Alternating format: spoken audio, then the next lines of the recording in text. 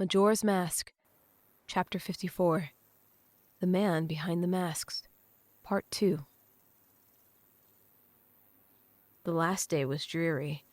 Only a handful of travelers stopped by his stall, and out of those few, he made one measly sale. Majora spent most of the day running his knife over the surface of a half-carved mask. The wood's sleek exterior peeled away as he whittled the top layers. This mask will be a bird, he decided a while ago. He went to work on the first few feathers as he idled the day away in his chair. The gray sky rumbled with thunder overhead, yet the day had remained blessedly dry. A chill, calm wind whipped across the plains, threatening to bombard them with a storm at any moment. The small collection of shops and homes couldn't be considered a proper village exactly, but it was off a main road that usually saw lots of traffic. But not today. Maybe because of the storm, Majora wondered. Maybe some fighting further north. "Excuse me, but do you have a Keaton mask?" a woman asked. Majora looked up from his handiwork. His stall was as small and unassuming as the rest of the trading outpost. A banner hung from its top and had several masks tied to it. They clanked together in the breeze as a constant, steady wind chime. Beneath them, Majora was dressed as unassumingly as his station demanded, a plain brown jerkin over a tunic and a belt. He was a man grown, but didn't look it all the way yet.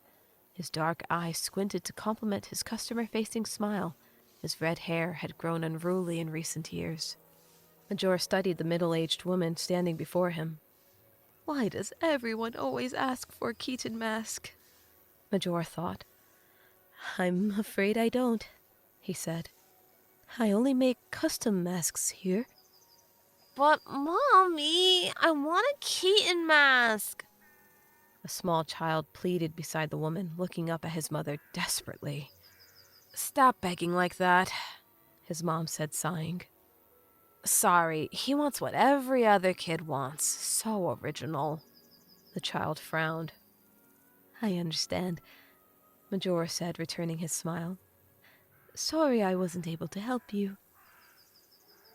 The woman left, walking toward the inn with the child's hand in hers. I wonder what brought them this way, Majora thought. His typical clientele were locals he recognized or soldiers and traders hoping to bring back gifts to their families. New children rarely traveled this far east. There were only two possible destinations, the Kokiri Forest or the Zora's territory. The forest was always dangerous, as it quickly became the hostile Lost Woods, and as of late, much of the war took place in the trees. The Zoras weren't usually aggressive, but given their side in the Civil War, Hylians had to be extra careful lest they be mistaken for royal family supporters. Despite the would-be king's proclaimed message of tolerance, there was only one type of person who would ever sit in his throne: human and pale. The people of the mountains, water, and desert would never be their equals. From his stall, Majora could only see a blip of the Lost Woods on the horizon. The shiny rock walls encasing Zora's domain were much closer, though still across a vast expanse of the foothills. Opposite those landmarks, the hills rolled on, though the grass had been much greener years before. Many towns had been put to the torch since then, and villages without the means to defend themselves quickly fell to ruin. Their outpost didn't have that many guards either, so Majora knew its luck would not last forever. Armies would eventually come to force out the farmers and shopkeepers, claiming food and quarters for themselves, unless bandits came to bleed the eastern outposts first. "You're just an urchin," the fox-faced man had said. "Your family was just urchins. Was something urchins had no business having." Thoughts of home always reminded him of those gray eyes. He conjured them as he carved eye slits for his new mask. He imagined blood running across those wooden cheeks like tears. "Hey!" Majora looked up again. A gruff, middle-aged man had greeted him. He had the build of a blacksmith, and his skin had been scorched dark by the sun. His hair was graying, and he was only slightly taller than himself. "You can close up and go ahead and leave if you like, Almond," the man said.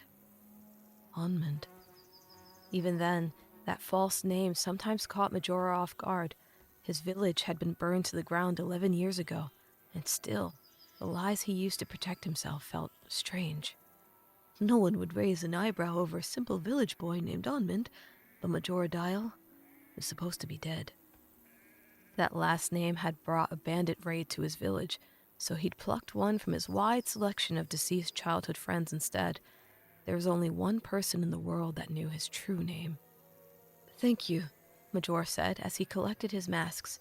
He removed the face pieces strung along his display and added them to his large brown backpack.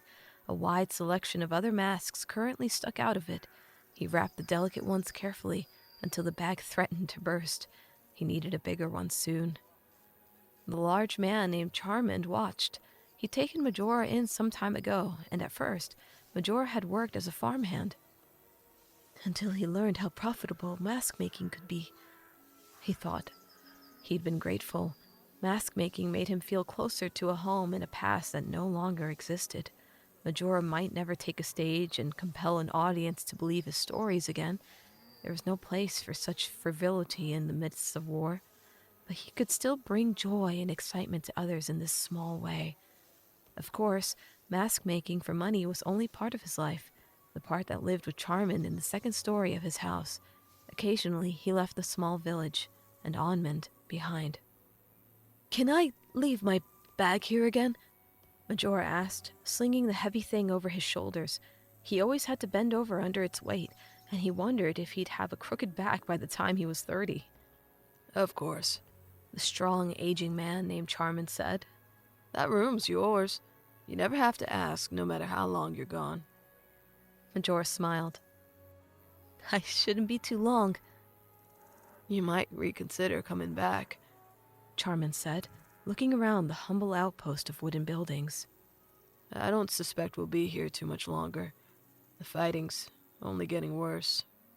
"Trust in the gods, and all will be well." Lies. Majora didn't believe in the gods, no more than he believed this outpost would last much longer. The royal family had dealt a devastating blow to the Zoras, and many of their generals exhibited violent tactics akin to the bandits. But the old man was comforted by such tales of gods and peace, so Majora spun them. Charmand smiled, and Majora walked to the 2-story building across the road, passed through the mostly empty tavern, and walked upstairs to a room on the 2nd floor. A mattress lay on the floor with a single blanket on it, and paper, pens, and crafting materials were scattered too.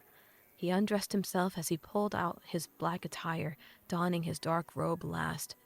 He waited at his window with the forest view, opening it to lean against the frame and wait.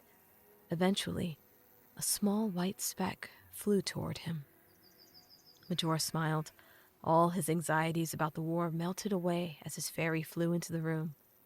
Sorry I'm late, Navi said. "You're not late," the tall redhead said.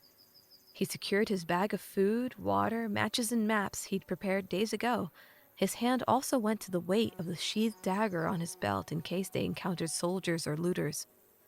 "I've only been waiting for a few minutes." Okay, good. The small white fairy caught her breath, and then Majora and Navi left the building. Soon, they walked across an empty, patchy field of grass. The cloudy sky was their companion as the sleek outer walls of Zora's domain drew closer. Are you sure we can sneak through there? "Of course," Majora said. "As long as we say we're on the right side." Are we? Navi grinned mischievously. He liked her smile. It was warm, even when she questioned his motives or plans. Majora shrugged. "I think a unified Hyrule kingdom would have its advantages, as long as they gave the Garuda, Zoras, and Gorons a chance." Yeah, I suppose, but that would mean we're on the wrong side to be friends with Zoras. She shook her head. I'm personally not that interested in politics. Hyrule is still Hyrule, whether it's one kingdom or many. 3 kingdoms are far too many to be effective. The Sand Kingdom, the unified provinces, and the Stone Lands currently fractured what had once been Hyrule, and had been the case for generations. The Stone Lands, of course, was a name that only one side used. It was comprised of Hyrule Castle and its fields, villages, and allies. They now fancied themselves the rulers of all three and might prove capable of defending that title. 1, 2, 3, 6 kingdoms if you count all of the little fringe groups. Fringe groups, Majora said. You're not counting the Black Sparrows amongst them, I would hope. Navi's face fell. Don't be ridiculous. There was a moment of silence after that. Majora's feet shuffled through the grass in its emptiness. You know, we could just go somewhere fun, for the sake of it. We don't have to go hunting. She doesn't understand. And she never would. The Black Sparrows were the bandits who'd slaughtered his family and burned his village to the ground. While farming in his youth and selling masks as a young adult, word of the Black Sparrows had almost been as abundant as news of the war. He'd collected as much information about them as he had masks, where they'd last been, which town they'd last sacked, and where their ex-leader had been spotted after vanishing 11 years ago. The Gray Sparrow. Rumor had it that one pillage over a decade ago had left the Gray Sparrow with something so valuable that he'd left his comrades. Sightings of him were few and far between, but Charmand had given Majora the opportunity to leave on trips every 2 years or so. They were long and perilous, relying on hearsay and rumors to find their target, but each time it turned up with nothing. But this time will be different, Majora thought. This time, the evidence had irrefutably revealed the Gray Sparrow's residence. The man who'd killed my family, the man with the fox face. Would you have us roam aimlessly and pardon the man who took everything from me? Majora asked. Navi sighed. He's a bandit overlord, or was. I don't think you realize how hard he'll be to fight. And even if you could fight him, you know how I feel about you killing him. Let's not rehash this argument again, Majora said. Even if the end goal is unpleasant, you always enjoy our adventures anyways, as much as I do. I do, Navi said. But that's because none of them have ended in us actually accomplishing what we set out to do. In what you set out to do. Majora, I love you, and I always will, but this is something that you need to let go of. You're a grown man now. You can't stoop to his level. He remembered the gray eyes and the blood pouring from his mother's throat, and he always would. Majora did not reply at first. His instinct was to be angry, but Navi's sympathetic gaze was hard to ignore. I don't want to start off on the wrong foot, he eventually decided. True, he wanted to find the Gray Sparrow more than anything, but he'd looked forward to the two of them traveling again for months now. They'd passed the time as he saved enough money making masks, planning out each step of the journey. How was your trip to the Kokiri forest? He asked. Navi narrowed her eyes. You're changing the subject. Yes, but for good reason. Majora smiled, but Navi didn't return it. It was fine. The great Tiku tree is doing just peachy without me. She said the words with disdain. The fairy had openly disagreed with the forest deity on many occasions, which had ultimately led to her fleeing the forest. She still returned, often for days at a time, and Majora feared that on one of those trips, she would not come back.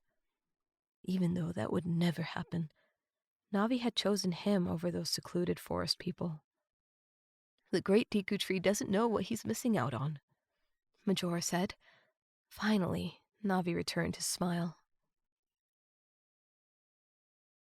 Night had fallen long ago.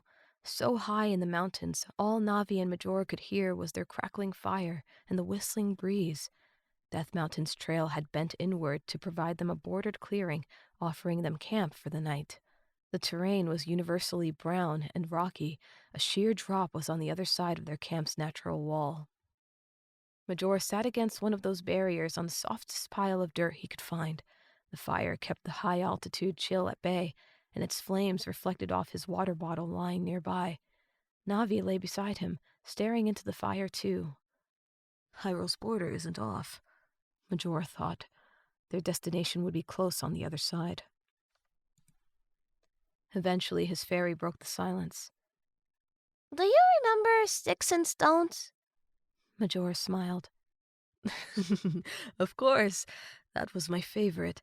But you always cheated and tried to steal my sticks, Only because you set the example.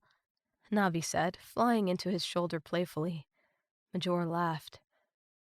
You were never as good as getting away with it, though.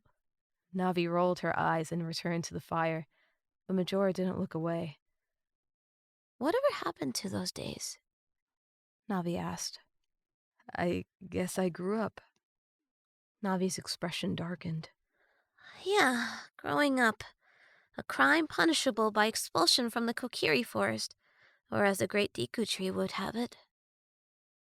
Majora's expression darkened then, too. She left the forest for me. Majora knew.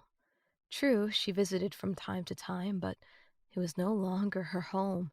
The great Deku tree, whatever that actually was, he'd never seen or met it, had prohibited her from choosing Majora as her guardian, even after her first Kokiri child had died earlier that year. He thinks growing up corrupts people. That's why he thinks the Kokiri are so pure. But you've changed so much since you were a boy. You've matured and become a better person. You're responsible and capable. The Kokiri should be offered that same chance. Majora's heart soared at the compliment. Responsible, he thought. Capable. Suddenly, thoughts he kept to himself their entire life did not seem so outlandish. There's nothing corrupt about a man who makes art for a living, Navi said. who brings people smiles when they struggle with sadness. You're right, Majora said. And the great Deku tree is wrong. There's nothing corrupt about growing up and realizing that. He trailed off, not sure if he was brave enough to finish.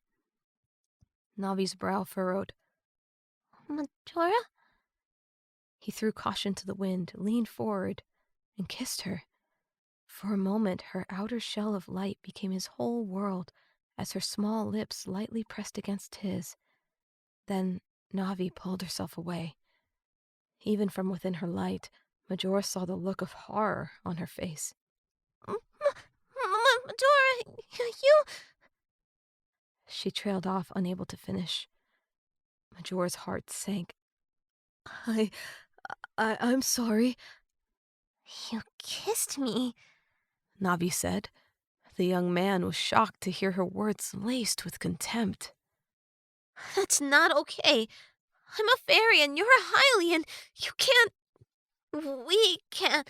That's not right. I didn't mean to make you uncomfortable, Majora said.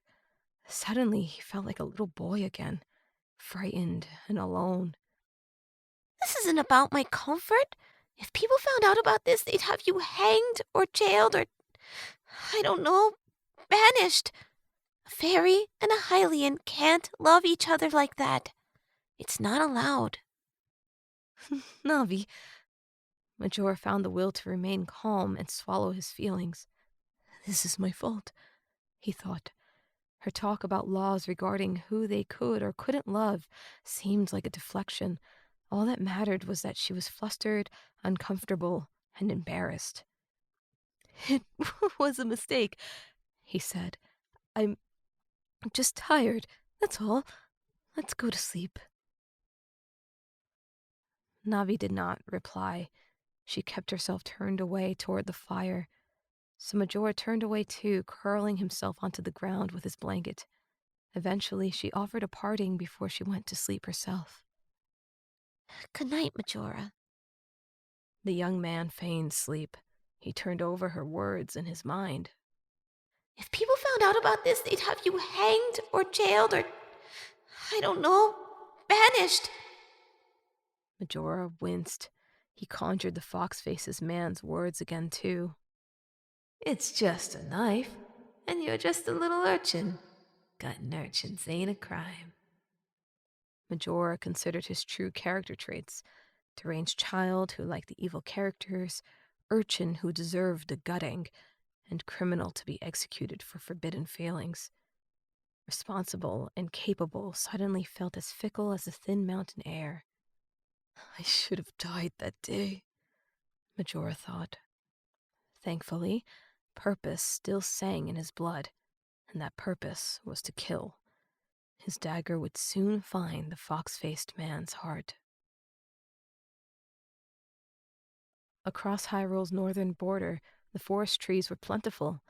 Every direction looked the same, a twig-infested forest floor and a canopy of branches blocking out the cloudy sky. Majora kept his black cloak pulled close to keep him warm. A small white ball of light flew beside him, illuminating the dark forest. They hadn't spoken much that day, but Majora was not brave enough to break the silence himself. Navi's mind did not appear preoccupied by their kiss last night. Instead, she looked around the forest with growing concern.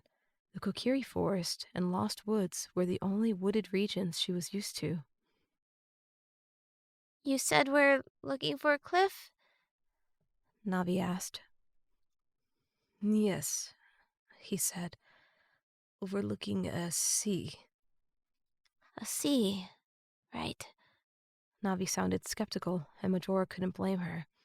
It's strange that no one has gone north of the mountains before. Not no one, Majora said, or else we wouldn't have reports. Just no renowned cartographers. It should make for more exciting discoveries. Majora risked flashing a smile her way, and thankfully she returned it. Discoveries, huh? I like the sound of that. Majora imagined that she preferred unexpected discoveries to what their intended target was, the gray sparrow. Likely it would come as a relief if they found him already dead, or if the cliff didn't exist. You really think there might be a whole new sea out here? Navi asked. If there is, I guess that means we get to name it, Majora said.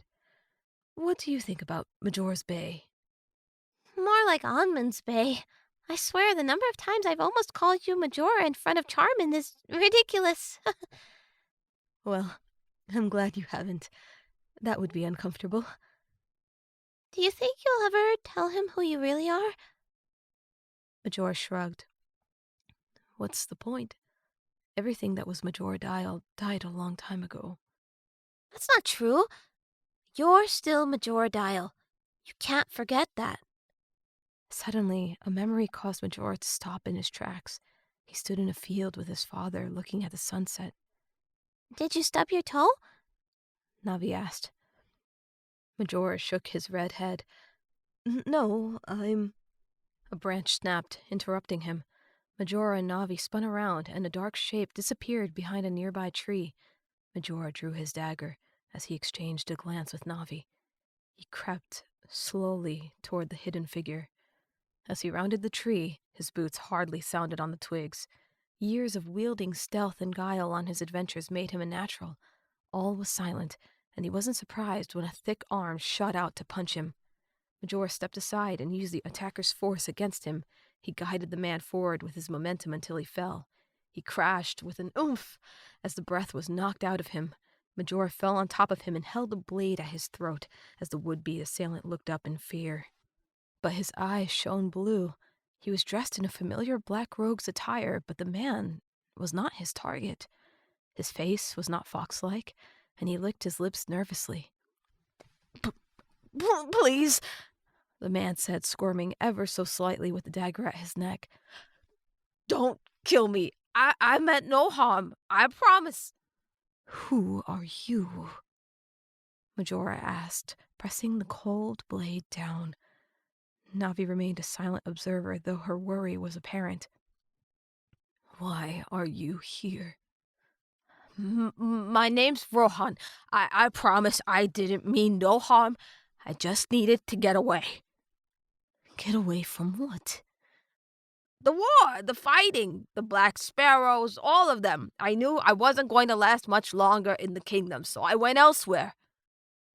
Majora took the words in carefully, but didn't lessen his leverage at the man's neck. Are you a Black Sparrow? His clothes suggested as much. Was a Black Sparrow. I promise I ain't no more. Where's the Gray Sparrow? I heard he came this way. The what? Rohan seemed confused, and he struggled to come up with a satisfactory response. I haven't heard of him for ages. He left before I even joined. I have intel suggesting that he's nearby. No, stop. That hurts, I promise. I never knew nothing about where he was. Maybe your sources got him mixed up with the Grey Witch. She's not that much farther out by the cliff. The Grey Witch? He'd never heard of the name before. The man nodded, or attempted to nod. I ain't never been in the hut myself, but they say that's where she is. There's dark power in that house. I never meant to get mixed up with it. He's telling the truth, Majora decided. He could see that much in his eyes. But he was a member of the bandit group that had burned his village to the ground. He wasn't part of the raid if he never worked under the Grey Sparrow. But if he truly had been a member, his heart was no darker. Still, Majora removed the blade from the man's neck and stepped away. Thank you, Rohan said. Thank you, sir. Go, Majora declared. The man ran through the trees as fast as he could. Navi flew back to his side, watching as the ex-bandit sprinted. You didn't kill him, the fairy said. She almost sounded surprised, but he didn't think she was. He looked to see her smiling. He wasn't the one who killed my family. Then Majora turned to continue his trek through the trees. What about this whole Grey Witch thing? Navi asked as she caught up to him. It's not the Grey we're looking for, but a powerful witch living at the edge of an uncharted forest? I think we found something to start making this journey interesting. Navi nodded. A Grey Witch and a Black Sparrow. It's no wonder the reports got all mixed up. Once the trees began to thin, the fallen forest twigs, roots, and dirt gave way to barren rock. The sounds of waves crashing against land heralded their destination long before they reached it. The woods ended at a gray, rocky precipice. It was wide and seemed to stretch indefinitely on either side to surround the forest's border. Beyond the sharp cliff was only water. Majora and Navi approached its edge, looking to find an end to the body of water. There wasn't. North of Hyrule, past the forest on the other side of Death Mountain, was a great sea. They examined the massive stretch of water with awe. Its stormy might was apparent beneath the cloudy sky. Waves dashed against the cliff's bottom, spraying upward to slick the ledge. The drop wasn't all that far, but the cliffside was still sharp and dangerous. Even after a successful jump, there were towers of stone to contend with that broke the bay's surface. Majora and Navi followed the cliff's edge to the right. All the while, the man and fairy beheld the sea's beauty. It's gorgeous, Navi said. I wonder how many people know about it. Look, Majora said. He pointed to a building that slowly became visible around the next bend of forest and cliffside. It was a shack. The gray, weathered home appeared ancient, and it was nestled in a pocket of land that cut slightly into the tree line. There were no other structures nearby. Though the ceiling, walls, and door appeared intact, it had been lashed by seawater for a while, clearly. 3 sides were exposed to the bay's nearby might, and no trees hovered close enough to protect it from rain. So far away from any civilization, Majora made careful note that if anyone called that tiny hovel a home, they must be quite powerful to survive in such extreme conditions. There were no signs of regular use. A small awning stuck out of the sea-facing side, and a rusty pail of water sat beneath it. Do you think this is where the witch lives? Navi asked. Majora nodded. He motioned them to approach the shack carefully. Their footsteps were light upon the wet rock, though the loud roar of the waves would have done plenty to hide their approach regardless. The young man drew his dagger. Though Navi jumped at the noise, she eventually nodded in understanding. Just in case, Majora thought. They reached the old door without incident. It didn't have a handle, so Majora pushed it open. It creaked, swinging open over the other side's floor. Light spilled into the dark entryway. But it was empty. The small gray shack appeared to have been abandoned ages ago. A single window in the back, which faced the forest, allowed light to spill in. The day's dull gloom fell over a desk covered by cobwebs. The grandfather clock in the corner was inert, and everything seemed to be coated in 3 inches of dust. A mattress lay against the far wall, and the entire shack was so small that Majora wagered hardly 7 people could manage to stand inside. Navi flew into the room uncertainly. Her white light exposed only shades of gray, but she paused when she found a dust-coated picture. She wiped some grime free to find a giant clock face captured within the frame. In the picture, the clock was fastened to a tall, dark tower of stone, though it was in the middle of a bustling village she didn't recognize.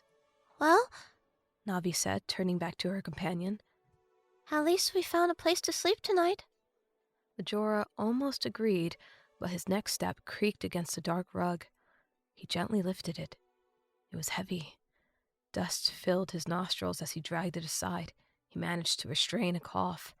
There was an equally heavy trap door on the floor.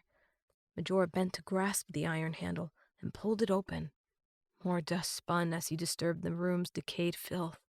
He found a wooden staircase beneath the secret door, and Navi flew carefully beside him to see for herself. Firelight danced somewhere below. Majora drew his dagger again as his fairy followed him down. Unlike the shack, the underground room had walls of sturdy, well-kept stone. The wooden stairs ended on a floor compacted with dirt and rock, and Majora kept his weapon at the ready as he examined the basement. The main feature was a large stone table. It was blank, rectangular, and appeared to be a great, smoothly cut altar. Many cabinets and bookshelves surrounded the altar's raised, flat surface, and all kinds of bound volumes, files, and potions filled the perimeter shelves. There were no windows, so only 3 lit torches along the wall spared them from darkness. A set of old wooden doors rested against the back wall. An abstract set of symbols had been painted onto its wood. Their colorful red markings curved around 2 half-shaded cyan circles that might be eyes that seemed to stare. The artwork was disturbingly lifelike, despite the broken face's unrealistic appearance. The doors weren't attached to any frame. They'd simply been abandoned, unused, in this basement. Aside from the altar, the shelves filled with an alchemist's arsenal, and the discarded beautiful doors, there was something else of note. A resident. An old woman lay against the back corner opposite the doors. Or what once might have been a woman, Majora realized with horror. Her robes were old, tattered, and just as dust-ridden as everything upstairs. Even though her mane of hair was long and gray, it seemed paper-thin and uneven. It grew in clumpy patches that stretched all the way to her feet. Her skin was a sickly mustard yellow, and it appeared far too scaly and rough to be comfortable. She had a singular eye. A golden iris surrounded a red pupil that somehow still shone with life. The woman lay there, spread-eagled on her back, with many half-empty files lying around her. Majora's caution fell away when he saw the occupant's condition. He sheathed his dagger, and he and Navi stepped around the altar to approach her. The stone tabletop's spotless, smooth marble reflected the torchlight. It appeared cold and unyielding somehow. There's something awful about that thing, Majora knew. It chilled him to walk around it. It wants something.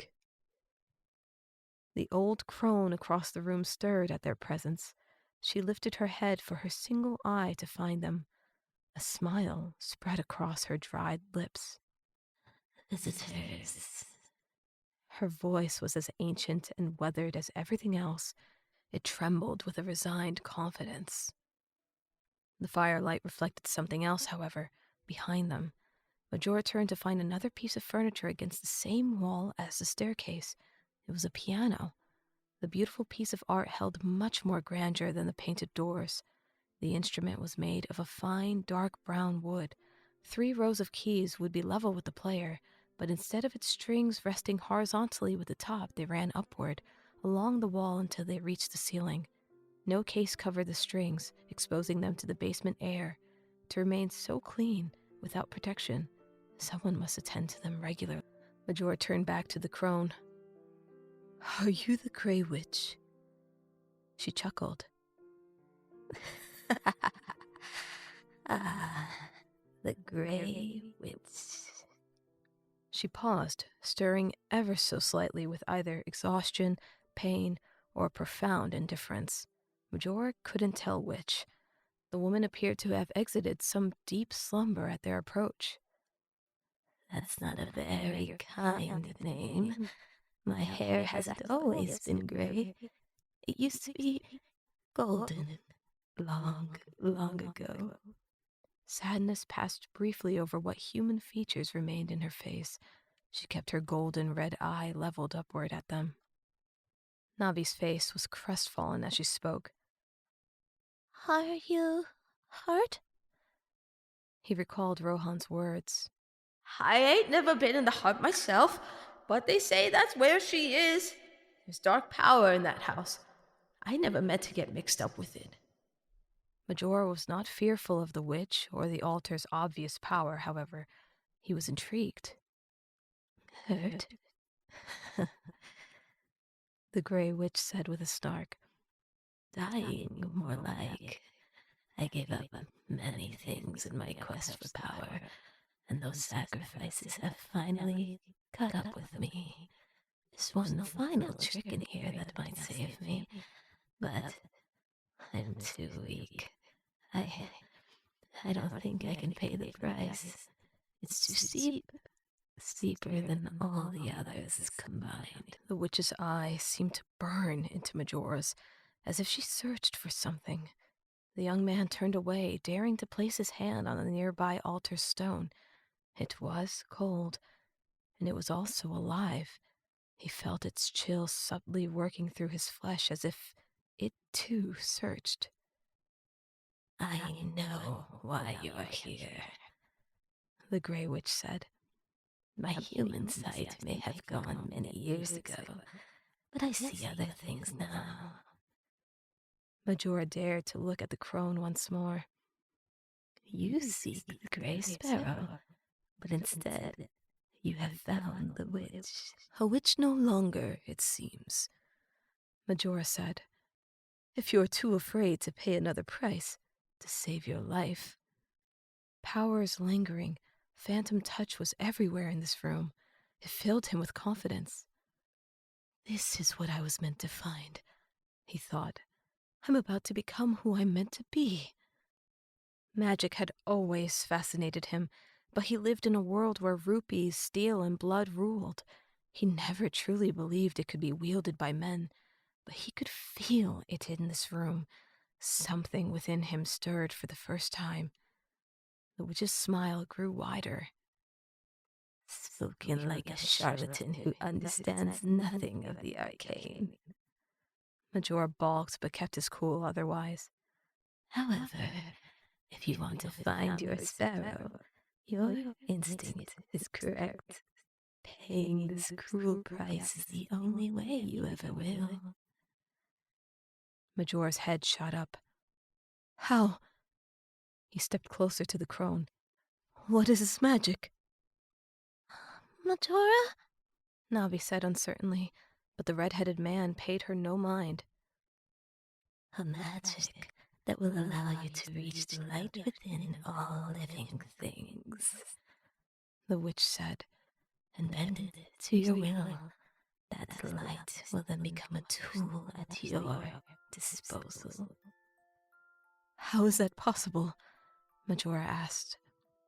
The magic's conduit is song, the witch said. A beautiful thing near and dear to us all. Majora became aware of the piano behind him. Song? He furrowed his brow. Playing a song on that piano will affect someone's light? Their life? The witch continued. Only because that piano was partially fashioned from the wood of a special tree. A tree that is the heart of all light magic in the world. A tree? Its wood has created many a magical weapon, item, and instrument across the centuries. No one knows where its roots call home. It could be in any region or realm. She smiled. Only one person ever found the tree, and he paid a terrible price. Only one person? Majora asked.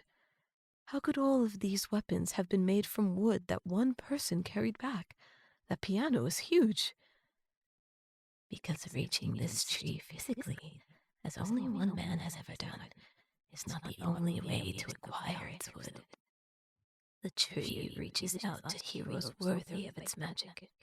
In dreams, it presents itself to people of its choosing.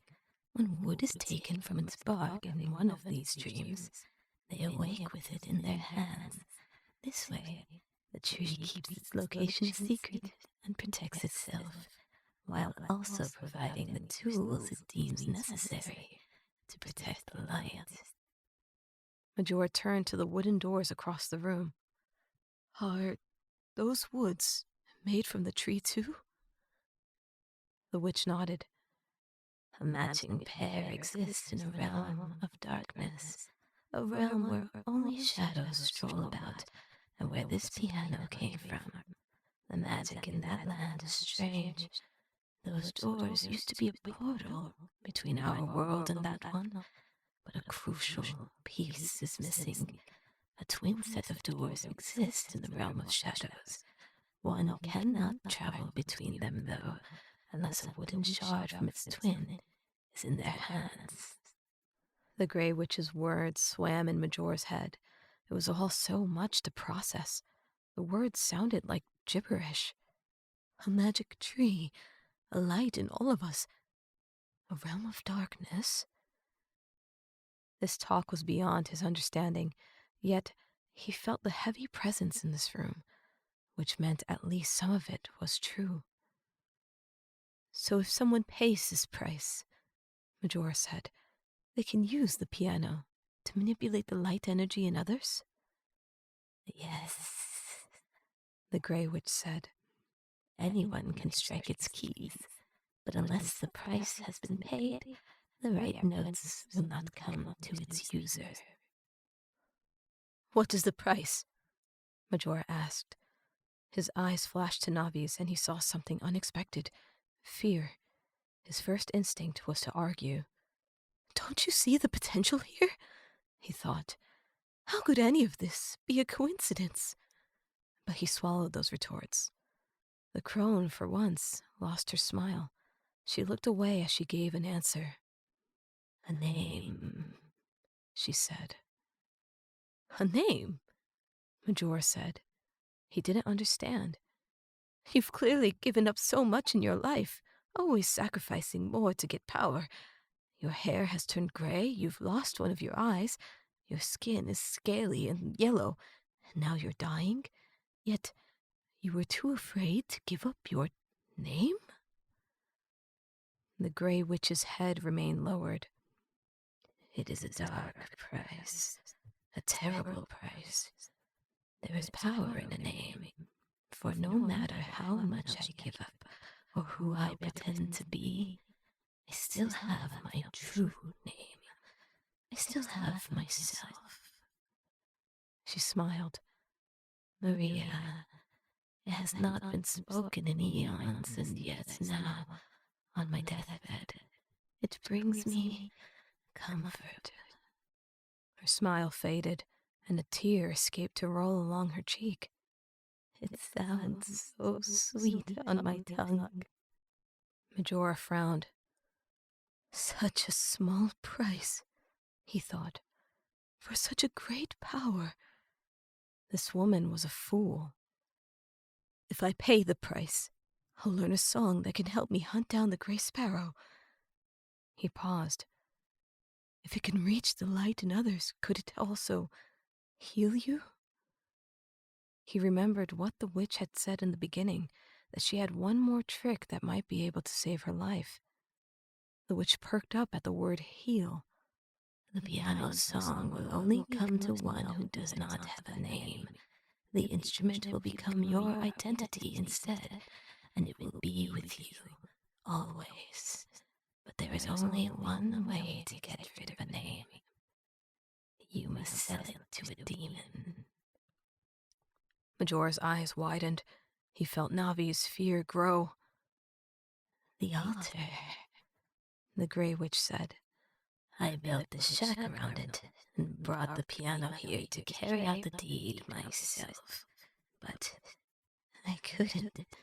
The altar is tethered to a realm most foul, primordial chaos, the soup from which unborn demons rise. With your blood and flesh on its surface, a demon will be born, and it will take your name. A demon? Navi said, balking. You mean a monster? What do you mean by demon? The witch's chilly demeanor remained. Demons are no mere monsters. Thankfully, very few have ever walked our world. They hunger, they consume, and they rejoice in slaughter. Some say they are a foul perversion of the magic of our goddesses, but a demon's true nature matters not. If a living soul bleeds upon that table, its name is forfeit, and the demon will use its power to rise forth. Navi scoffed. Majora, you're not actually considering this, are you? Even if you did what she says, which, by the way, I don't trust her, who's to say the newborn baby demon won't just kill us all immediately? The Grey Witch laughed. There was bile in her mocking grin. Do not play the fool. The birth of a demon transcends time.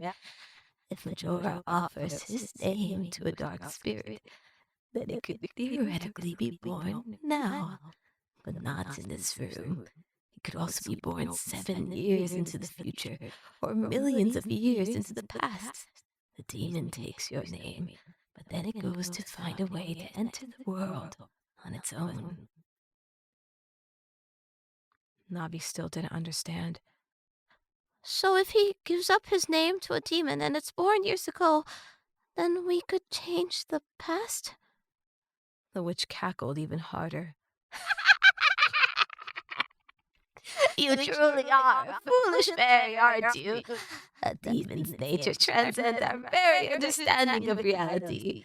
This may be our present, but what ends up happening here will always be etched into stone. If a demon takes his name and is born in the past, then that choice will be the one he always makes, even if we don't know it yet. She paused. The darker the past of a name, the deeper the emotion and strength of the identity, the stronger the demon who takes it.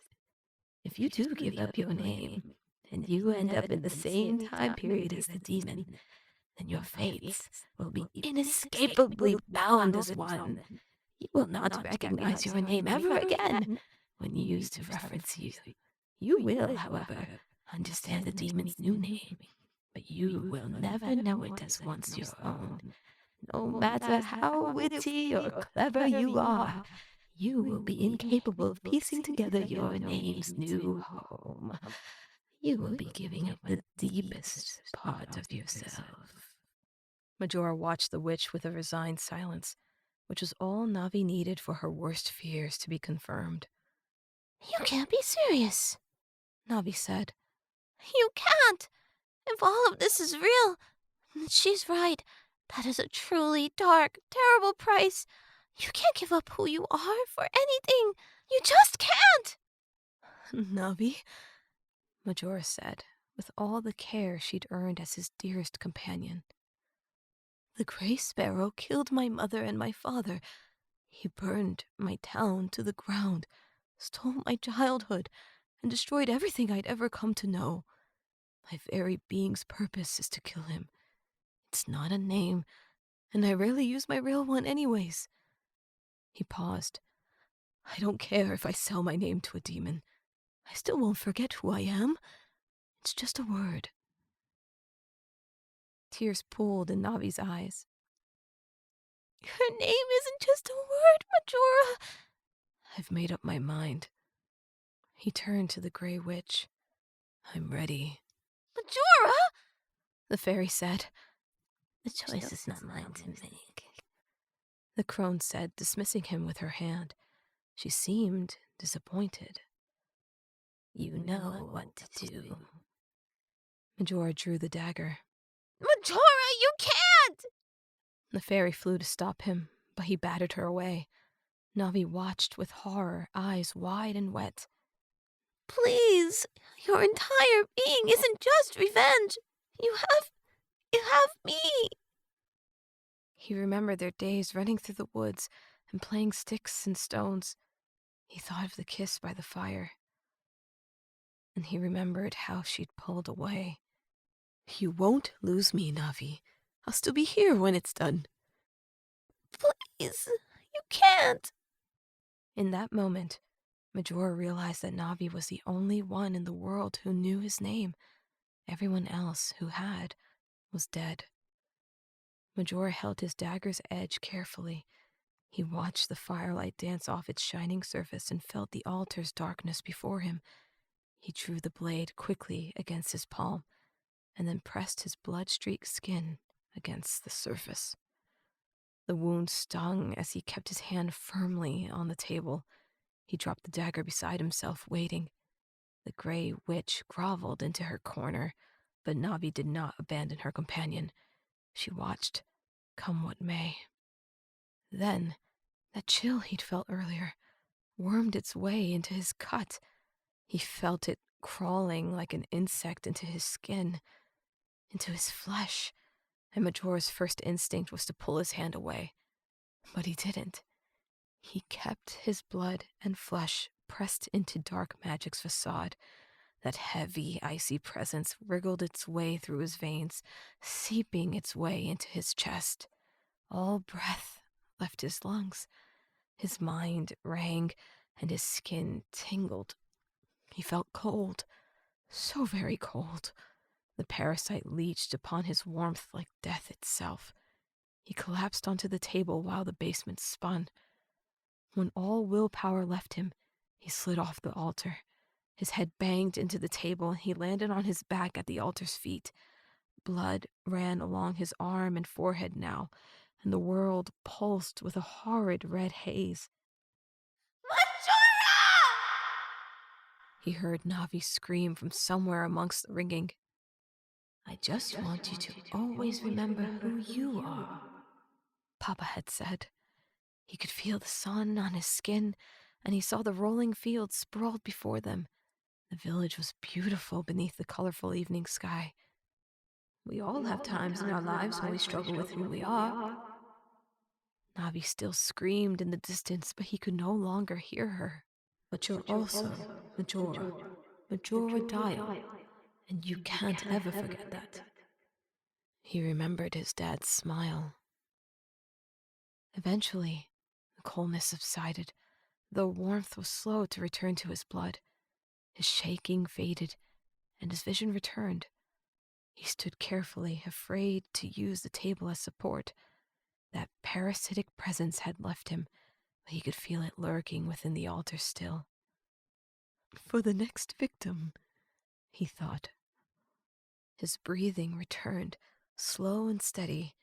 His eyes found the crone watching with interest from her corner on the floor. Navi remained beside him, though her face was still tear-stained and fearful. His fairy opened her mouth to speak, but the word she used confused him. He couldn't understand it. She said it again and again, but it was just as unclear as the first time. His head started to hurt with its repetition. He gritted his teeth in pain, grabbing his forehead with his bloody palm. She kept saying that word he couldn't understand. Are you okay? What's wrong? What happened? Can you hear me? Are you there? Every one of her sentences started with that grating noise, searing his brain. Stop that, he said, trying to stifle the pain that had so quickly returned. Stop saying that. Saying what? Navi asked, Understanding slowly fell over her face. It really worked? You don't... He looked up at her, shaking now. She said the word again, and he winced in agony. No, he thought. It's my name. I don't know my name. He stopped when Navi finally ended her assault. He looked up to see the witch staring at him with a wide eye. Do it. The look said, though the crone never opened her mouth. And the man obeyed. He approached the piano and felt its keys call to him. The yearning was much less lethal and twisted than the altars, so he surrendered to its silent voice. He sat at the bench and gracefully ran across its keys, as if he'd practiced his whole life. A song he'd never known existed rushed forth. It was beautiful, divine. The notes soothed his soul, and the melody came as naturally as breathing. He never even realized he'd closed his eyes. Once he opened them, he saw his fingers trembling. The great piano was still there before the firelight. She's gone. He turned at Navi's words. The gray witch had vanished. Her hair, her skin, everything, except for her eye. It was now painted on something that lay flatly on the ground.